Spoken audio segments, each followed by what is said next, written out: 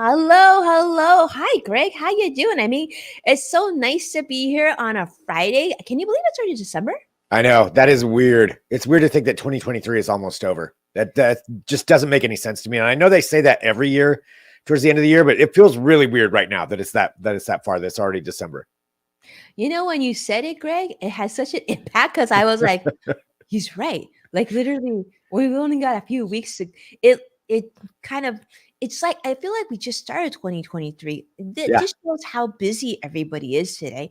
And I've been hearing this a lot. I know everyone's like, how you doing? And trying to make some small talk, but at the end of the day, everybody is so busy.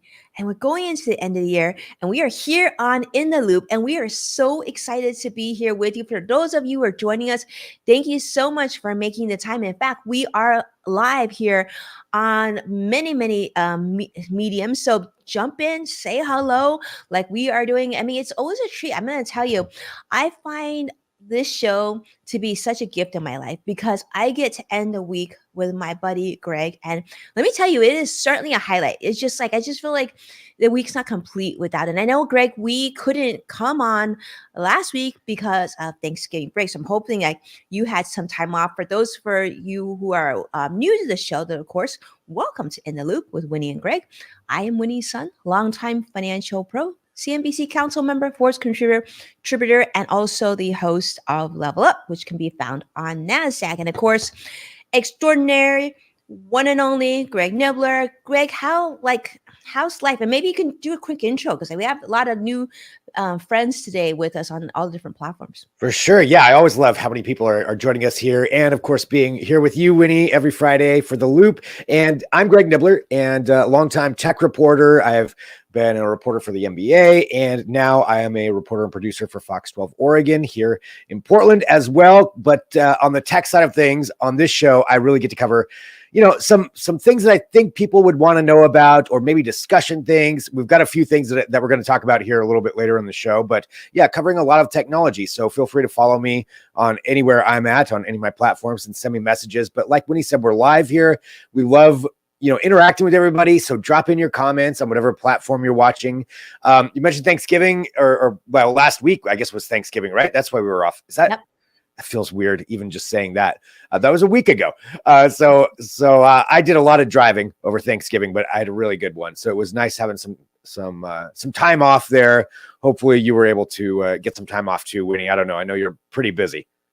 I don't know. I think we're all busy, but yeah you're brave, Greg, because remember we just did that story before the holidays talking about how Thanksgiving break was going to be like almost at the highest level of traffic that was predicted by AAA. Like, did you experience that driving around?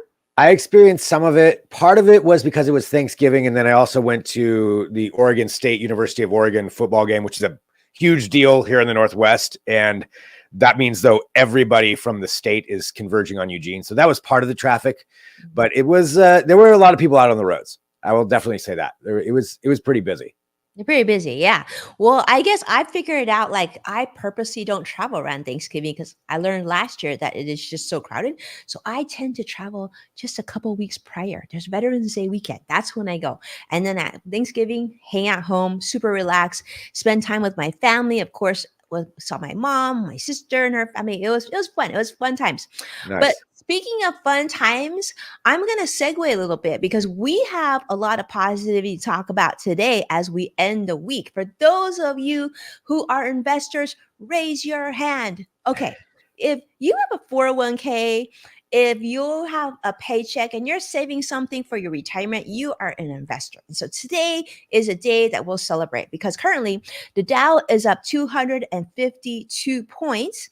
The Nasdaq's up 52 points as well. The S&P 500 also in the positive over 21 points currently. So hopefully that will continue.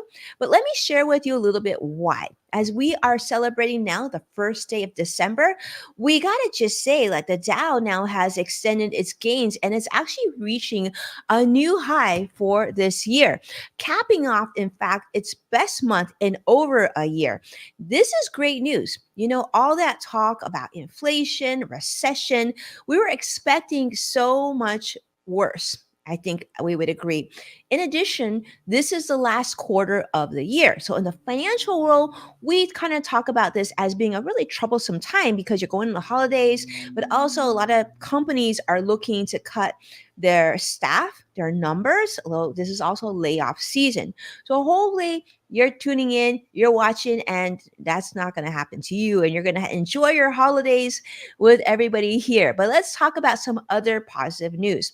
So Federal Reserve Chairman Jerome Powell has also been giving us the information that we want, saying that, being very, very cautious, saying when it comes to, the stock market expectations, we're talking about inflation, interest rates. He's saying that it's probably a little bit premature to conclude with confidence that the monetary policy that it was enacted to help mitigate inflation was sufficiently restrictive. So, that being said, November, we saw a significant rally in the financial markets, driven in part by many investors and traders on Wall Street that the Fed would potentially not only halt increasing interest rates, but actually potentially cut rates in 2024. They're even talking about this might even be the first half of 2024. Now, I don't know if I'm that optimistic about it, but I mean, I like that people are saying this. I think that it's going to take a little bit of time. I don't think we are completely out of the woods yet. So I would always say, let's just be cautiously optimistic. Now, the next Fed rate decision is scheduled for in about 2 weeks on December 13th. So, despite what you're seeing today, I think it's just good idea to stay cautiously optimistic and hope for the best. And of course, hopefully you'll enjoy the holidays. But I would say maybe hold on to your change for a little bit longer. And perhaps if there are drops in the financial markets and you're in a position to bottom fish, that could be a good thing too. All right, so this is a next story or my first story that I want to share with you. And you know, I think it's an important one. And, there was a study that came out recently. This was shared on CNBC, talked about a fidelity survey that shows that although men are hopeful when it comes to their money, women are saying that they are full on stressed. That's right. So women on average have 30 cents per dollar of or 30 cents for every dollar of wealth compared to the study showed white men. Okay. So I guess, the some of the top priorities for women have been that they want to take care of their families. They want to save and accumulate more wealth into their savings versus men on the flip side more so prioritize retirement savings. So this is like I thought this was important to share because we know that when it comes to the stability in our nation and the world, it's important that everybody feels like they're able to save. Everyone feels like they can have enough to support themselves financially and their lifestyles and whatnot. But it comes to women, there's something called a good daughter penalty. And I had to look this up. Like, what is a good daughter penalty? Well, the good daughter penalty places what they call caregiving responsibilities on women. Now, this includes not only children, but also as your parents or your in laws or other family members get older, they feel that there is that responsibility to care, and this is impacting financial outcomes. So, you tee this up with longer life expectancies and higher healthcare costs, and this has contributed to face women facing even more financial challenge and retirement. So, Greg, I don't know if this is news to you. I don't know that this was completely news to me, but I thought that was interesting to share still in 2023, just like sort of that financial mindset and sort of the opportunity or that we still have to work on. Yeah, I mean, I think those kinds of studies are always interesting just to see what the perspective is and how, how people are going about it. I always wonder, where all the data comes from and just how they get all of that. But that's, yeah, it's an interesting look at it. I mean, certainly I'd feel like, financial issues are at the forefront of a lot of people right now. Mhm. So yeah, just seeing how they go about that. I think that's pretty interesting. It is interesting. Now, I will say that this studies talked about how people are living longer. There's longevity, right? But Yeah. one, I've been reading several studies that have shown that that not it isn't necessarily the case. In some populations, we've actually gone backwards, and life expectancies have decreased for a number of like health, health and issues like that.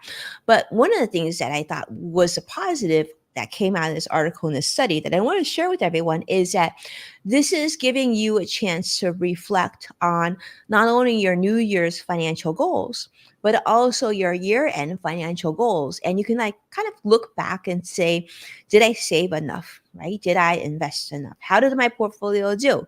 And if you're not sure about those questions, then I would suggest, if I could, to speak with your advisors, maybe your accountant, maybe your financial advisor, and just figure out what you can do to sort of reduce the stress. Because like stress is not a good thing. All right. So that's one thing. And so that's one of the articles I want to start with, of course, that financial article.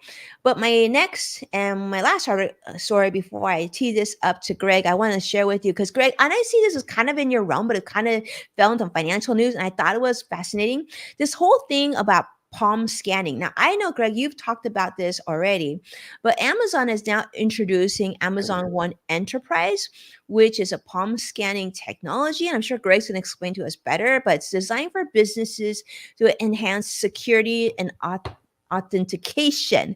Talking about like, corporate employees that go into offices and instead of like, swiping their key card or their tag, but actually now their palm.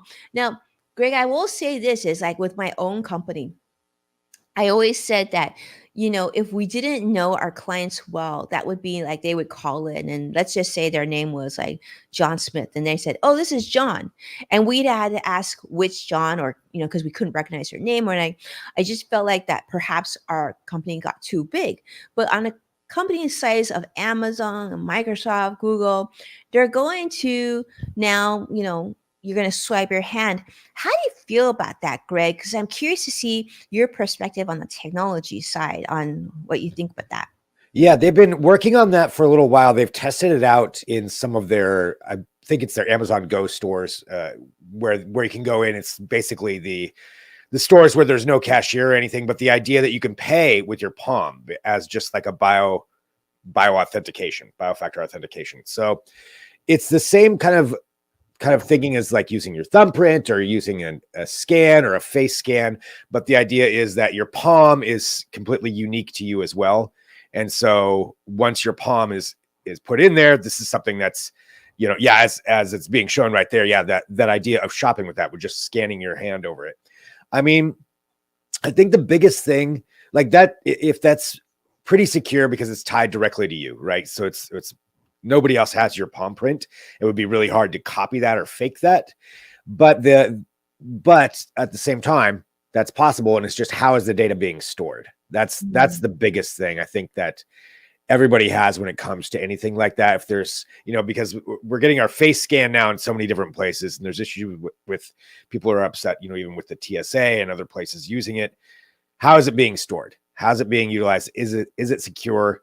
Is it going to get hacked? That I think is the biggest question on there.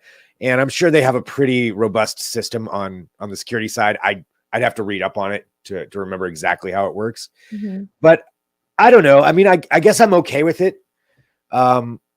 It's not really that much different than really taking out your card and tapping it. But yeah, it's going to take some adjustment for sure. for Yeah, sure. that's what I want to ask, Greg, because I like you mentioned TSA. When I go fly, I actually love Clear, so I have Clear access, and Mhm. it's one of my favorite things to use.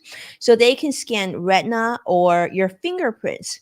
Now, I don't know if you know this, but like when I went and tried to use my fingerprints, it never works. And the Clear people were telling me is like they know I'm a mom and they're like, so you must use hand sanitizer a lot. I'm like, I do. So it got to a point where your Huh. hands are so dry they can't even reach your fingerprints.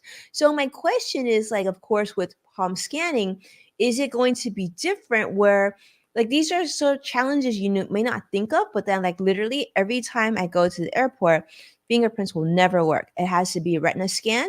And luckily that has worked so far.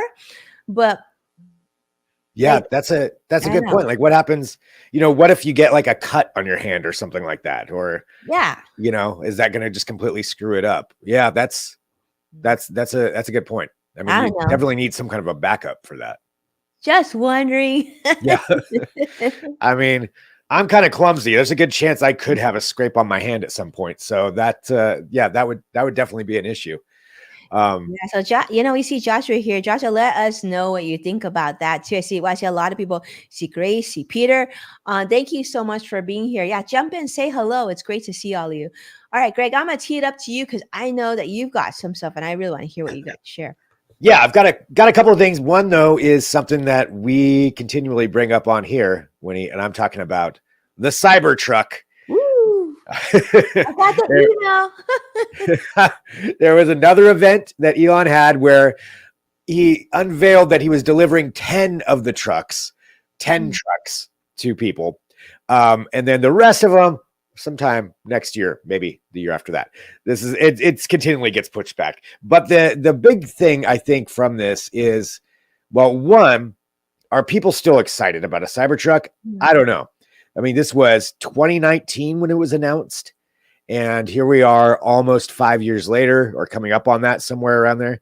And it's still not really out there. And the other thing is the pricing. That's the one thing I wanted to bring up. So originally when these came out, the Cybertruck, the lower end rear wheel model was supposed to be $39,000.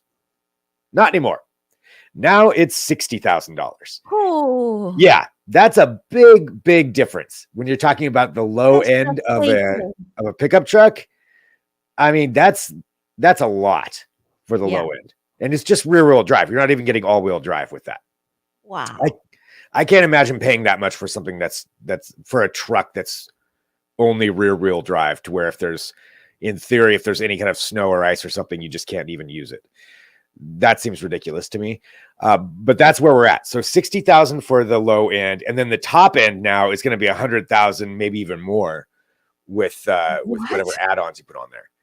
That's a lot, 100,000 for this thing? I right? Yeah, I remember you're right. It was like touted as like $35,000. I was thinking, oh, well, like, maybe it'll be ready when my son can actually get his learner's permit. And at 35,000, well, maybe that's something I can consider.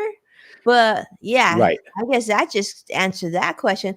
Greg, it's interesting that you said that because I just got an email from Tesla saying you can start building it, because of my place in line and whatnot. But I didn't know it cost this. Well, looks like I'm getting my refund.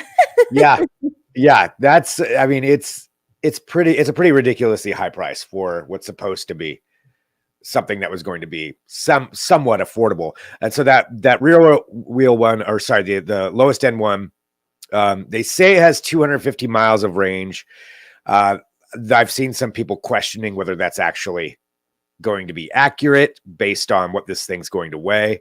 And then they're saying they can go up from there, on the other ones and the more expensive ones. But I mean, the thing is, right now, like there's other pickup trucks out there. There's other electric trucks out there. The F-150 Lightning, or the Lightning version.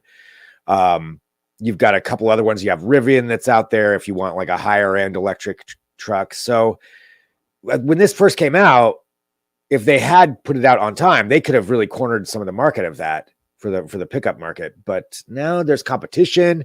A price that high, I just don't see it really. I don't see it really doing well. not Yeah, at $60,000. this is sad because my son's been saving for years to try and buy himself this thing, and it's not gonna work because that's Yeah. just really, um, Well, yeah. yeah, not gonna. I mean, the price and just the value. Other than Mhm. it being, there's the factor of it's a Cybertruck, so if you want that kind of thing. But I mean, as far as what you're actually getting for that, Yeah, it was supposed to be all-wheel drive. It was supposed to be like all these things, and yeah, it could hold so many people, and it was supposed to be super, super safe. And now, like, you're paring down all the pluses, and yet the price has gone up. price is That's way up. and people had to wait this long for it. That just Yeah, feels really bad. And you know for sure, Greg, when you get your refund of your deposit, it hasn't been there's no interest or inflation on that. So basically, Tesla's just clipped interest on your money all these years, which is yep, really bad. Really yep. Tesla's been making money on that. Yeah, for bad. sure. And the other thing too with something like this is what does happen if something goes wrong on it, because you're going to have some real specific technicians to work on a car like this with these weird angles and all of that stuff. So there's that factor as well. Like, say you get into a fender bender, how long is it going to be before you can get that thing fixed? So just Oh, there's a lot of things. I mean, I put down my deposit too, and I do think, I would love to drive one. I'd love to try it out, but at that price, the value, I just don't see it. did you get the email? Because I got the email, and it does say in there that Probably did. you can schedule your test drive now. But I Oh, do did it know say that? that, yeah. You know what? I probably missed my email, but I'm sure it's in there somewhere. No, I know I was one of the Oh first yeah, ones to there it sign up is. for it too. Yeah. So yeah, this is really. But you make such a good point. I mean, if not only that, I've had to take my Tesla in several times now, and yeah, I'm not that confident that. Yeah, I don't know. Yeah, I'll leave it at that. yeah, right. So we'll have to see, and it does seem like people are not as quite excited, but there's 10 of them that are out there. Allegedly, some of the higher end ones will be delivered in 2024, and then I think the lower ones maybe 2025. It says on there that anytime they give a date on those kind of delivery things, I don't even pay attention to them because they pushed it back so many times. But sometime in the next year or so, they're claiming that they'll have these out there. Right now, though, this seems like they need to figure out either a new marketing scheme or figure out how to drop that price quite a bit. Or this thing is just not going to be a huge hit. There'll still be some out there for sure. There'll be people willing to pay that just because it's a status thing and having a Cybertruck. Mhm.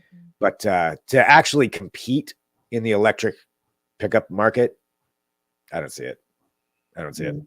Okay, so, But so Greg is a thumbs down for you, huh? yeah, well, yeah, on that part, yeah, for sure. And I own a truck as well, so it's like I see the value in the like the actual pickup side of things. I mean, I still want to drive one. Don't get me wrong, but $60,000, Sixty that's it. thousand dollars, and you know what they didn't? They still haven't said yet, Greg. Which I'm still waiting for. Is how what I love about the electric Ford pickup is that in case you lose power in your house, you can charge backwards to your house. I have yet to hear Tesla be able to utilize that battery for anything besides moving that vehicle. Like, Yeah, give us the access to that power in case of a natural disaster instead of like not everybody is can afford a power wall. I certainly don't have it, but we deal with power outages all across the United States, and a lot of yeah, people would like to have that option, especially if you're paying 60, 70 plus $1,000. Your car's got to do more. Work a right. little harder. Make that Yeah, make that happen. yeah. Let me use it for some other things too. Right.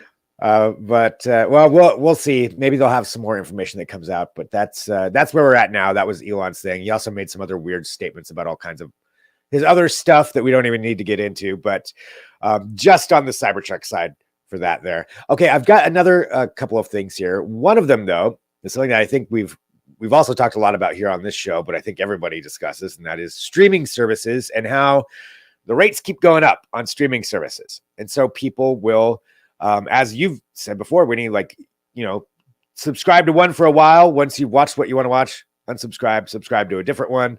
And there's a lot of people that do that. And now the streaming services are trying to figure out a way to incentivize you to not do that, to not drop the subscriptions, every couple of months.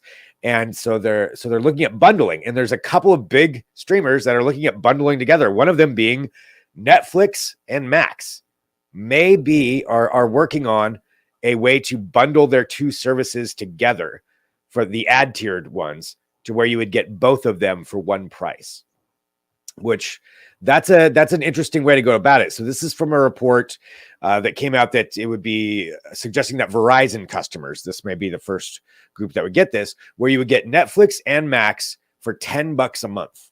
And now that's with the ads, but still $10 a month for everything that Netflix and Max has to offer. That's a pretty good deal if you can deal with the ads. So that's one grouping right there. And then the other grouping that now is being speculated, because you already have ESPN, Hulu, and Disney Plus, which probably eventually, they're all owned by Disney. So I'm going to guess eventually there'll be just the one thing that you can get, or you can kind of piece it together right now anyway. The other two, though, are Apple TV Plus and Paramount Plus. Now, I guess, are in early talks about those two bundling together in some way, shape, or form. Two completely different companies, just like Netflix and Max, getting together and bundling to try to keep you to be on their service. Now, Winnie, what do you think about that? So you would have to have the ads, but $10 you get Netflix and Max.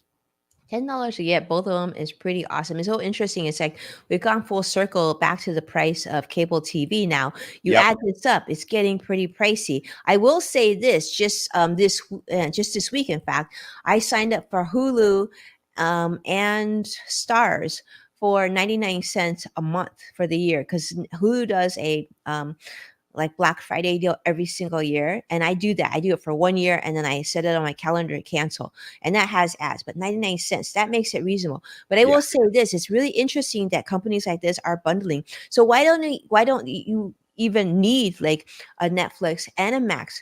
Does that mean that you can kind of read between the lines in the future? You can kind of see eventually maybe Netflix will buy Max, or vice versa. But it just seems like, we're just moving shells around. Before, we had traditional television with advertising. Then you went cable and you were paying too much and people were happy about them. Then you cut the cord and went streaming. And now you start to bundle everything up, and there goes the price back up. Because let's face it, $10 a month, a lot of people don't deal with ads and don't want to deal with ads, and they just get frustrated, and that price can quickly change as well. And you no longer can share your access either. So Yeah. yeah. The sharing the access, that part sucks. And just how that's changing. But I mean, going back to now ads. So if you end up getting a few of the streaming services, you have ads, you're right back to where we were with cable. Yep. And it's the exact same thing. The circle of life in streaming. It all comes Get back. your money one way or the other, always, right, Yep. Joshua? One way or another, and advertisements. So that's where they're at there. I'm always curious to see what people think about that, how they feel about the streaming services and what you do. I mean, I only subscribe to a couple. There may be a couple that are accidentally logged in here at my house that, maybe somebody forgot and logged in here, and I logged in somewhere else. Oops. That happens, which I know that's not going to last very long. But yeah, it's a lot to have all of those services. So I don't know. We'll see where this goes. But that's the speculation right now, is these companies just want to keep people on their platforms at all times. So they're bundling. So we'll see what else happens when it comes to that. But yeah, who knows? Maybe Apple TV Plus buys something of Paramount, or like you mentioned, or Netflix or Max, somehow go into a business partnership. But yeah, and hopefully, the advertising isn't too intrusive, because I do think that is something that, we've seen that with cable. Cable's had advertising and you're paying. And I just feel like, it is hard to continue to support and give us good quality programming. I mean, someone's got to pay for it. But I don't know. I don't know if there's a better solution. I really don't know. Yeah. I think we'll find out soon enough, because they're all going to be doing something, making some kind of move. But that's where we're at on the streaming services. I have two other just real quick things. I know we're running out of time, but I had to find something, of course, about robots to talk about. But this one, I'm going to be honest, I cannot explain the science behind this very well. But this is a story that's circulating pretty widely today over the last couple of days, and it has to do with making a biological robot out of human cells. So this is again, the science behind it is something that's a little bit above my grade. This comes from Tufts University for their School of Arts and Sciences. And essentially what they did is they took cells from a human trachea and they use those and they repurpose them. So the analogy they made is like, say you can have bricks and boards, but you can repurpose them to build whatever you want. It's just a brick, but you add it with some boards, some different things. All of a sudden, you've got a house. Well, this is taking these cells and repurposing them in different ways to do different jobs. And the job that they're looking at is basically regenerative repair on human cells. So, say you have the demonstration that they did is they essentially put these cells into like a petri dish. They simulated like a cut on someone, and then they put these cells over it, and it stimulated growth and it regrew those cells. So the idea is that they could take these and really put it specifically for a person. So if, or during medical issues come up when your body may reject some things, certain antibiotics, certain different other things, every person's a little bit different. They would make these biological robots out of your own tissue so that you're not going to reject it. And then you could potentially repair all kinds of things with the human body. They could repurpose them to do different jobs, whether that's cleaning something, whether that's repairing something internally. The possibilities are huge with this, in just that we could have these abilities to just completely repair so much of ourselves, all based on these experiments that they're doing by taking cells, turning them into robots. That's a lot that I just said right there. I realize it's confusing. I'm sort of in shock right now that you can take cells and make them into robots. Because my immediate when you first started talking about this, I'm thinking, did they just make teeny tiny robots to put into these cells? But then that they could actually use a natural medium like cells and make them into robots. I'm with you. That's above my thinking process at all. How they do that, I'm not going to attempt to explain that part because I don't quite get that either. But what they're doing, I do understand is, using them, purposing them for basically a certain thing, repairing something, cleaning something, whatever it is. And these cells all come from you, so it's natural. Your body is not going to reject them, and then once they said that they've been able to do it so where then when their job is done, they just go away. And amazing. Yeah, pretty amazing stuff. I think if people want to really find out more about that, I suggest reading the articles where if you want to dig into the science more, but just the idea of it being able to regenerate tissue and who knows where they could go with that. That's pretty cool stuff. That's amazing. I hope they go full force on that because I can see a lot of people benefiting from that technology. So yeah, kudos to that. I love it. Thank you so much, Greg, for sharing that.